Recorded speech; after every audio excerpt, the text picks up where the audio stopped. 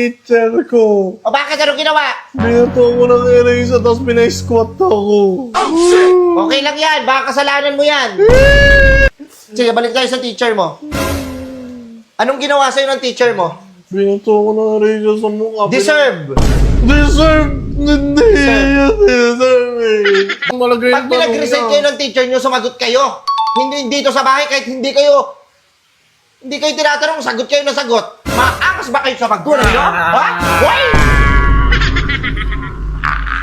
Bobo ako yung... Buti nga, binato ka lang ng ano eh. Ng eraser eh. Kung ako teacher mo, babatuhin kita ng bangko sa muka. Yung pinakakanto. Para sa call. Sakit nun. Sakit nun. Burger sa akin. Labog ka! Ma! Wee!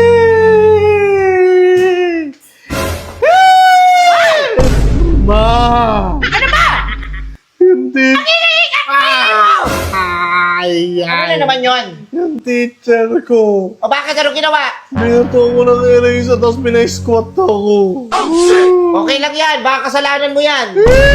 Kasalanan na magbintangan lang ako. Dito nga sa bahay, ka-demonyo mo. Doon pa sa school lang, wala ako. Demonyo, Wala pa yung magulang mo. Demonyo. Matigas na yun. Agay. Bakit? Wala Anong ginawa mo? Magbintangan ako mag-iingay. Hindi naman ako yung katabi ko yun eh. Alam nyo kayo, napaka-aarte nyo na. Yung Charlie yun eh. Nung araw, nak, Oh. yung teacher namin, kinukulong pa kami doon sa mitagwa ng walis. Ha? Kayo nga, arte nyo, binato lang kayo ng eraser sa mukha. Tapos pina-squat lang kayo. Wala kang gagawin. Hindi mo puntahan. Ba't ko pupuntahan? Hindi na sayang lang yung oras ko, okay lang yan.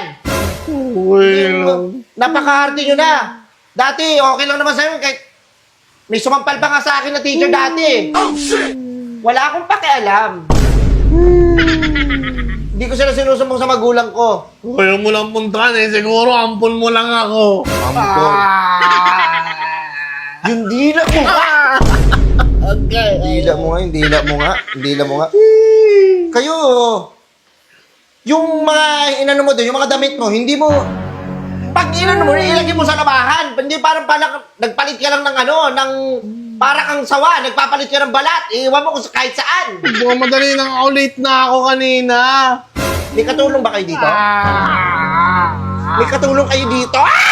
Wala. Sige, balik tayo sa teacher mo. Anong ginawa sa'yo ng teacher mo? Binato ko ng eraser sa mukha. Deserve. Deserve! Hindi yan deserve eh. Dati. Kinukulong pa kami sa taguan ng walis. Pinapaano pa kami sa initan, sa araw. Pinapag-squat pa kami doon. Ang sasaya pa namin. Kayong arte nyo, konting ano lang sa inyo. Si Bidyo. Si Sumbong sa magulang. Napakahihina ng loob nyo. Hindi nyo nabuto yung teacher nung araw. Yun yung nagpatibay sa amin. Hindi yung kada konting kibot, sumbong. Konting kibot, iyak. Dati yung mo na ngayon eh. Na, ang siselan nyo. Masiselan kayo. Ingay mo? Hindi na. Diba? Dito sa bahay, kung sumagot-sagot ka, grabe. Sa school nyo, hindi ka raw makasagot.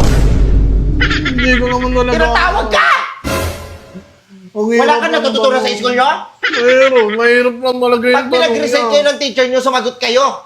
Hindi dito sa bahay, kahit hindi kayo tinatanong, sagot kayo na sagot. Maangas ba kayo sa magulang nyo? Ha? Hoy! Bubok ako yung bibig mo. Ingay. Wala ka nang maitulong sa akin. Ang hirap na kasi ng tanong niyo, pang college na yun eh. Tapos gusto mo, pupunta pa ako doon. Anong gagawin ko sa teacher mo? Ha? Babagbagin ko? Resbakan mo, ma. Ang laki-laki ng muscle mo eh. Ha? Hindi, wala akong gagawin. Hayaan ko lang yung teacher mo. Idisiplina ka. Sila ang pangalawa niyong magulang. Ha? Dito ka hindi ka madisiplina, teacher mo pa? Tapos iiyakan mo ako dito? Lalaki ka pa niyan, ha? Partida. Wow! Wow! Papaluin kita! Wow! Hindi na! Hindi na ako gawa. Okay lang yan.